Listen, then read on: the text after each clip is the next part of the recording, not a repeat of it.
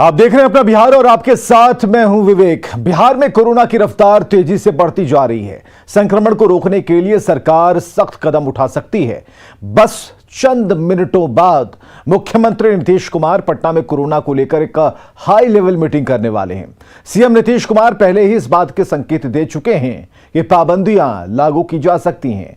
अब ये पाबंदियां किस प्रकार की होंगी, उसका दायरा क्या होगा, इसका फैसला आज की महत्वपूर्ण बैठक में ले लिया जाएगा।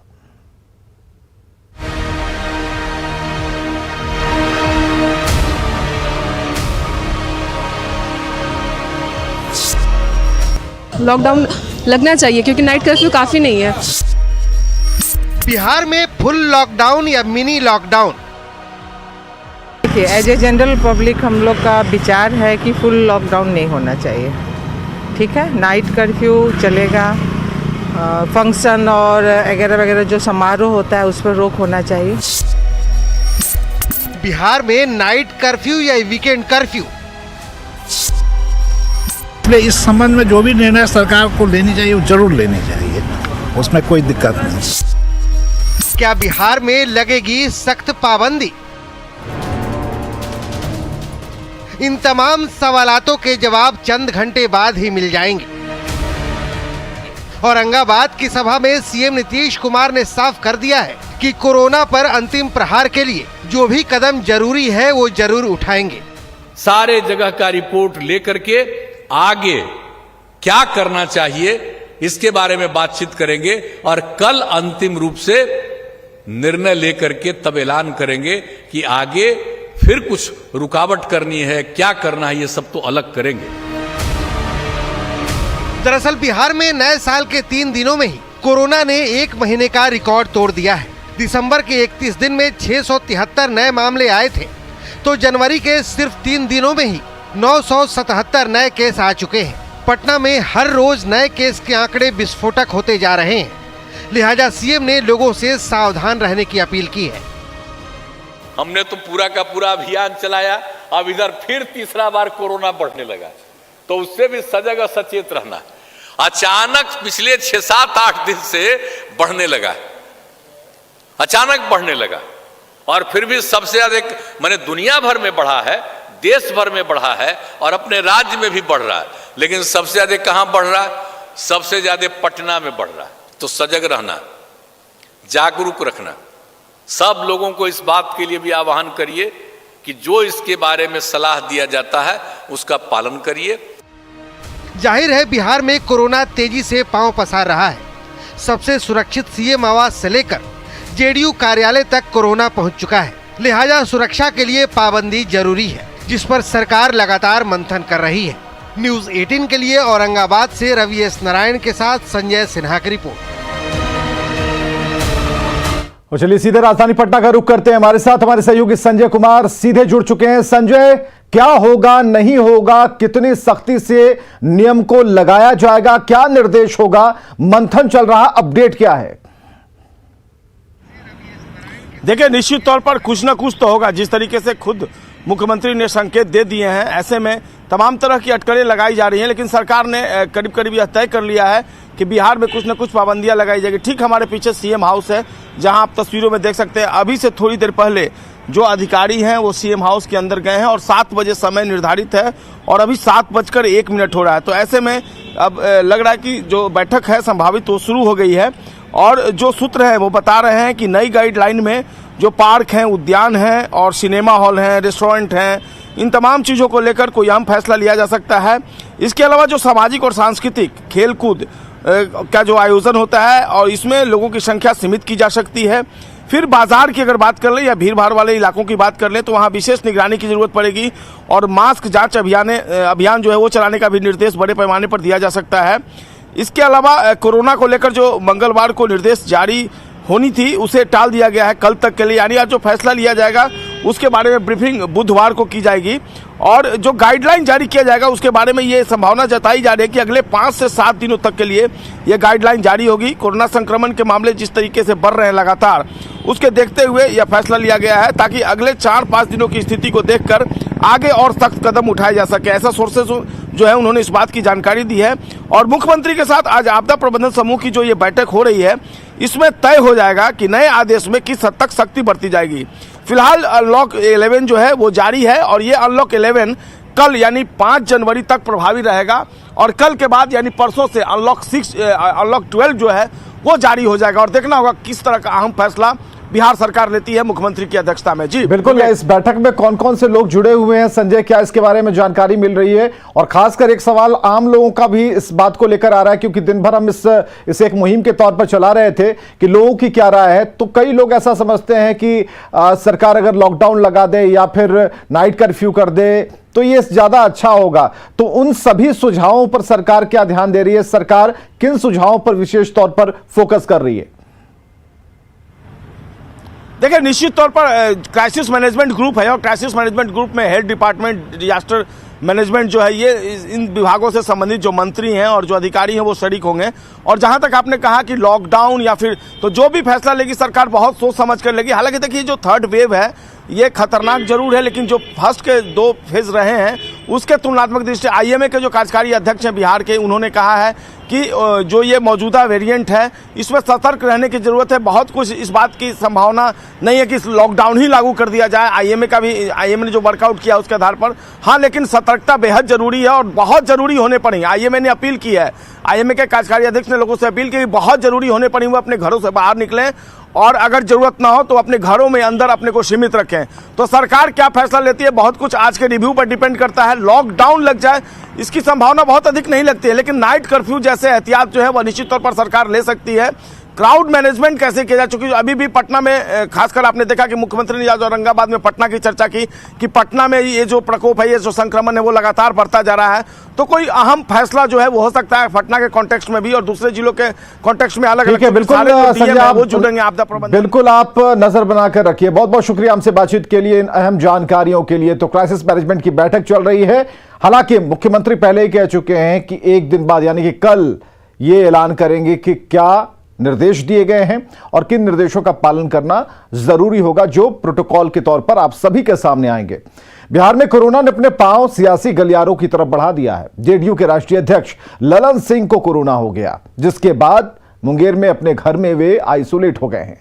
ललन सिंह ने खुद ट्वीट कर इसकी जानकारी दी है और आज ही बाढ़ में नगर परिषद के 191वें स्थापना दिवस पर समारोह में ललन सिंह शामिल हुए थे।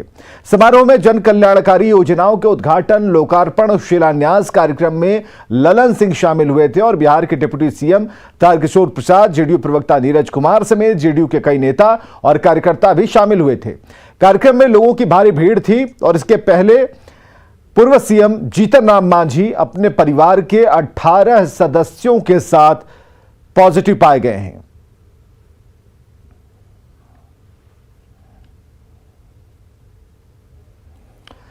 तो देश में कोरोना का संकट टला नहीं, बिहार में कोरोना के मामले बढ़ते जा रहे हैं। कोरोना की तीसरी लहर की आहट के बाद लोग सुधरने को तैयार नहीं। शहर शहर लापरवाही लोगों पर एक बार फिर भारी पड़ सकती है।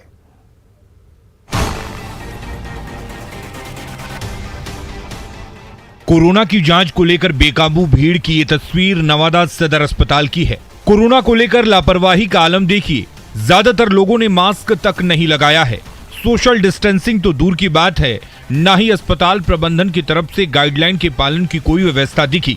नालंदा के बिहार शरीफ रेलवे स्टेशन पर भी लापरवाही साफ दिखी।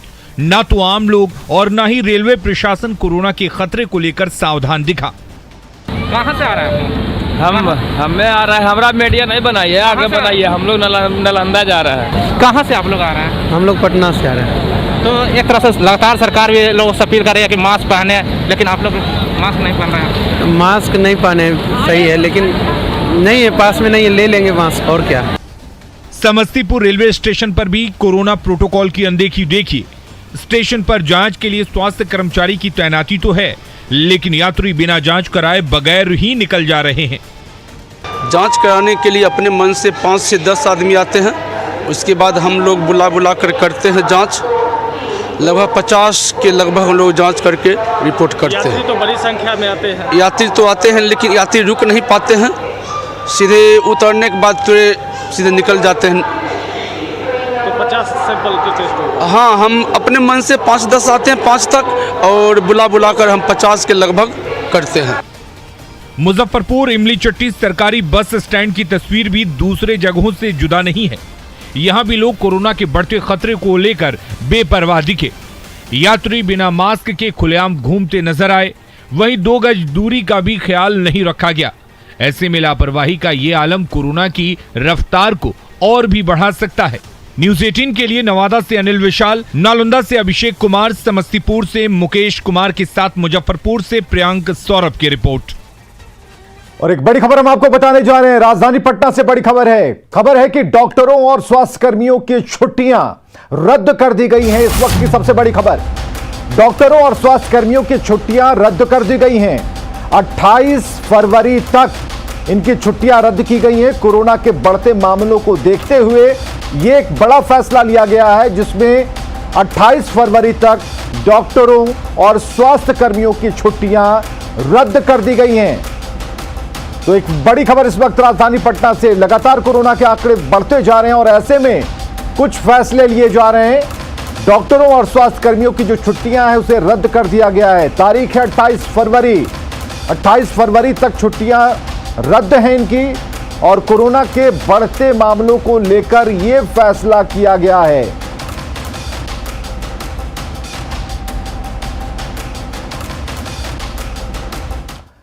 झारखंड में नीतीश कुमार के सपनों को झारखंड चकनाचूर कर रहा है। नीतीश कुमार के ड्रीम प्रोजेक्ट को पलीता लगा रहा, और ये बातें आपको सुनने में अटपटी जरूर लग सकती हैं, लेकिन सच है। औरंगाबाद की सभा में सीएम नीतीश कुमार ने खुलकर यह बातें कही कि झारखंड से बिहार में गड़बड़ी की जा रही है। नीतीश भैया ने बिहार में कमाल किया है, बंद किया है रे दारू, बंद किया है। नीतीश कुमार शराब के खिलाफ अभियान चला रहे हैं। नशा मुक्त बिहार के जरिए समावेशी विकास के सपनों को जमीन पर उतार रहे हैं, लेकिन पड़ोसी राज्य झारखंड की हेमंत सरकार ही नीतीश के सपनों को ग्रहण लगा रही है। नीतीश कुमार के ड्रीम प्रोजेक्ट को चूना लगा रही है। औरंगाबाद में सीएम नीतीश कुमार ने हेमंत सरकार को खरी खरी सुनाते हुए साफ कहा कि बिहार की महिलाओं की तरह ही झारखंड में महिलाएं चाहती हैं कि शराबबंदी लागू हो, लेकिन मौजूदा सरकार शराबबंदी लागू करने के पक्ष में नहीं है। अब यहां पर भी हम आए हैं, आज तो ध्यान रखना ना पड़ेगा। ये पीछे है झारखंड, जानते हैं झारखंड में भी जब हम लोग लागू किए, वहां की महिलाओं ने बुलाया, और क्या वहां पर भी लोगों की इच्छा है लागू हो, लेकिन लागू तो करता नहीं है। लागू तो करता नहीं, लेकिन वहीं से गड़बड़ सड़बड़ शराब आता है। तो इसलिए इस सब इलाके को तो बिल्कुल और सजग रहना है पूरे तौर पर। तो इसलिए इस बात पर ध्यान देना है। नीतीश कुमार ने दीदियों को सलाह दी कि गड़बड़ करने वालों पर नजर रखना जरूरी है। उनकी भागीदारी से ही शराबबंदी अभियान को बल मिलेगा। हम आप सब लोगों से अपील करेंगे, नजर रखिएगा। इधर उधर से आता है लोग, पूरा का पूरा नजर रखिए। और दीदियों को हम कहेंगे कि आप नजर रखिए, और जब आपको पता चले कि भाई ये कोई गड़बड़ कर रहा है, निश्चित रूप से आप तो सूचना दे दीजिए। कोई का नाम नहीं घोषित किया जाता है कि किसने सूचना दी। दरअसल बिहार में पूर्ण शराबबंदी है, लेकिन आए दिन शराब की खेप पकड़ी जाती है। कई बार देखा गया है कि झारखंड के रास्ते हरियाणा और अरुणाचल प्रदेश तक की शराब बिहार में खपाई जा रही है, जो बिहार में शराबबंदी की राह में बड़ा रोड़ा है। न्यूज़ 18 के लिए औरंगाबाद से रवि एस नारायण के साथ संजय सिन्हा की रिपोर्ट। गया रेलवे स्टेशन पर पुलिस ने करोड़ों का सोना जब्त किया है। अलग अलग ट्रेनों में आरपीएफ और डीआरआई की संयुक्त कार्रवाई में छापेमारी की गई। इसमें पुलिस ने 2 करोड़ से अधिक का सोना, इसके साथ 2 तस्करों को धर दबोचा है। पुलिस ने हावड़ा इंदौर शिप्रा एक्सप्रेस की कोच संख्या S7 में बर्थ संख्या 38 पर यात्रा कर रहे रामेश्वर बिंद के पास से 3 किलोग्राम सोने की बिस्किट जब्त किए, और उसकी निशानदेही पर गया जंक्शन के प्लेटफॉर्म संख्या 1 पर खड़ी हावड़ा कालका एक्सप्रेस में भी छापेमारी की गई, जिसमें यात्री रामधनी प्रसाद के पास से 3 किलोग्राम सोने की बिस्किट बरामद की गई। 6 किलो सोने की कीमत 2,88,36,000 रुपए आंकी गई है। दोनों गिरफ्तार तस्कर रिश्ते में चचेरे भाई हैं। बीआरआई टीम दोनों से पूछताछ के लिए उसे पटना लेकर गई है।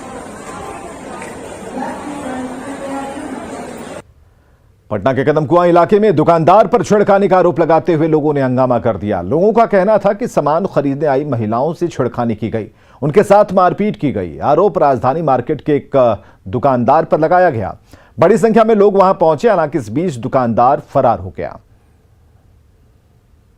राजधानी पटना में हंगामा बरपा है और राजधानी मार्केट में यही वो दुकान है जहां पर कुछ महिलाएं खरीदारी करने के लिए पहुंची थी, मॉडर्न गारमेंट्स। और जो महिलाएं थी उनकी दुकानदार से सामान लेने के दौरान प्राइस को लेकर कहा सुनी हुई, उसके बाद मारपिटाई कर दी दुकानदार ने और एक महिला को गंभीर चोट आई है, कान से भी ब्लड गिर रहा था। उसके बाद लोग जब यहाँ इकट्ठे हुए, उसके बाद दुकानदार मौके से फरार हो गए। कान और नाक से ब्लड निकल गया, इतना कान से ब्लड निकला, कान और नाक से ब्लड आ गया, जो हमारे पास वीडियो है। पिरबोर थाना के अंतर्गत और ये आगमकुआं के थाना के अंतर्गत वीडियो फोटो सब दिखाया गया, जो किस तरीका से हमारी बहनों के साथ मारपीट हुआ है। जो ये बंद होना चाहिए, यहाँ छिड़कानी है, मार्केट है, गुंडागर्दी चलता है। पुलिस करे कि आप लोग जाइए, हम लोग अपना पुलिस कुछ काम ही नहीं कर रही है। पुलिस कहती है कि आप लोग यहाँ से जाइए, भीड़ हटाइए, कोई कार्रवाई नहीं होगा। यहाँ रोज का यही ड्रामा है। यहाँ सब दुकानदार सब ठीक है, ग्राहक लोग यहाँ के रंगबाजी करते हैं, उनका कहना है पुलिस का। देख रहे किसका गलती, क्या मामला है, पर जांच कर ले, उसके बाद कुछ पता अभी पूछे किसका गलती है, बताइए। हाँ, सीसी फुटेज देखेंगे। इनका ये कहना है कि सीसीटीवी कैमरे को देखा जा रहा है और सीसीटीवी कैमरे के आधार पर जो फुटेज मिलेगा उसके आधार पर कार्रवाई की जाएगी। लेकिन फिलहाल दुकानदार जो है यहाँ से फरार हो गया है। लोगों की नाराजगी जो है वो इस वक्त देखने को मिल रही है और दुकानदार यहाँ से भाग गया है। एक गंभीर आरोप है दुकानदार के ऊपर। कैमरा पर्सन अजय दुबे के साथ संजय कुमार, न्यूज़ 18 पटना। सहरसा में असली और नकली अंडे के फंडे से ग्राहक परेशान है। फूड लैब की रिपोर्ट सामने आने के बाद ही अंडों की सच्चाई सामने आ सकेगी। गोल मटोल अंडे के फंडे ने सबको उलझा कर रख दिया है। हर कोई माथा पच्ची कर रहा है। अधबके अंडों को कभी हाथ में उठा रहे हैं तो कभी घुमा फिरा कर देख रहे हैं, लेकिन ये अंडा असली है या नकली कोई समझ नहीं पा रहा है। दरअसल सहरसा निवासी बबलू कुमार ने चौक के ठेले से आधा दर्जन अंडे खरीदे। जब उबालने के लिए खौलते पानी में डाला तो उससे बदबू आने लगी और अंडे की सफेद परत गलने लगी तो सिर चकराने लगा। जब हम अंडा को बॉईल किए और उसके बाद उसको तलने के लिए ले गए तो उससे प्लास्टिक अलग होने लगा और उसके बाद जो है हमने कंफर्मेशन के लिए उस प्लास्टिक के अंडे को खींचा भी तो वो पॉलीथीन की तरह खींच रहा था और उसके बाद जलाने का भी प्रयास किया तो उससे पॉलीथीन जैसे जलने की दुर्गंध आ रही थी। चूल्हे पर चढ़े अंडे आंखों के सामने गल रहे थे, उससे निकलने वाली बदबू चारों ओर फैल रही थी। तो बबलू कुमार उन अधपके अंडों को लेकर भागे दौड़े डीआईजी दफ्तर पहुंचे। नाकामी हाथ लगी तो एसपी दफ्तर पहुंच गए। वहां से टका सा मुंह लेकर फूड इंस्पेक्टर का भी दरवाजा खटखटाया, लेकिन जब किसी ने फरियाद नहीं सुनी तो सिविल सर्जन के दफ्तर पहुंच गए। उन्होंने जब अंडों को देखा तो अंडों के नकली होने का शक गहराने लगा। उन अधपके अंडों को जांच के लिए फूड लैब भेज दिया गया है। वहां से आने वाली रिपोर्ट से ही अंडों की सच्चाई सामने आ सकेगी।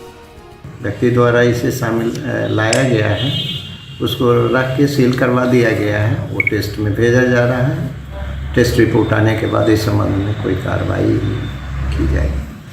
क्या प्लास्टिक के अंडे निगल रहे हैं? इन अधपके और अधगले अंडों को देखकर आप भी सावधान हो जाइए, क्योंकि आपके हाथ लगा अंडा नकली भी हो सकता है।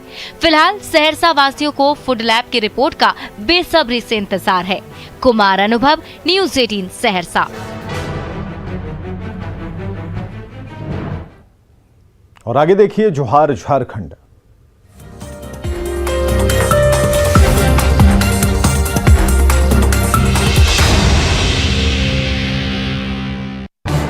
इस न्यूज़ हेडलाइन